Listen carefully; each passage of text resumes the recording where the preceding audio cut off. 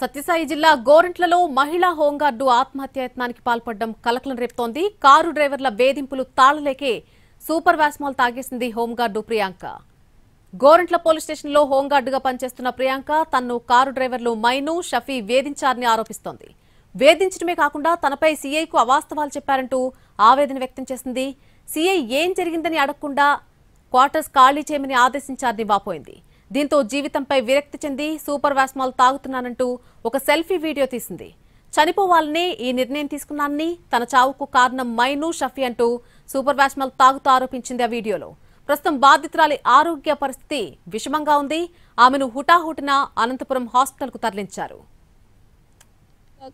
మా CI sir దగ్గరికి వెళ్ళి నా మీద లేనిపోనివన్నీ చాడీలు చెప్పి ఈరోజు ఇల్లు క్వార్టర్స్ ఖాళీ చేయమని చెప్తున్నారు. నాకు సిఐ సార్ ఏం జరిగిందమ్మా ఏమి అని కూడా ఆలోచించుకోకుండా నాకు ఇల్లు ఖాళీ చేయమని చెప్తున్నారు. కాబట్టి నేను చచ్చిపోవాలని ఫిక్స్ అయినాను. నా చావు కారణం మైను, షఫీనే, ఇంకెవ్వరు లేరు.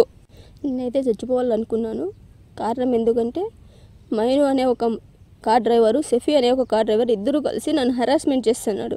హరాస్మెంట్ చేసింది కాక మా సిఐ సార్ దగ్గరికి వెళ్ళి నా మీద లేనిపోనివన్నీ చాడీలు చెప్పి ఈరోజు ఇల్లు క్వార్టర్స్ ఖాళీ చేయమని చెప్తున్నారు. నాకు సిఐ సార్ ఏం జరిగిందమ్మా ఏమి అని కూడా ఆలోచించుకోకుండా నాకు ఇల్లు ఖాళీ చేయమని చెప్తున్నారు. కాబట్టి నేను చచ్చిపోవాలని ఫిక్స్ అయినాను. నా చావు కారణం మైను, షఫీనే, ఇంకెవ్వరు లేరు.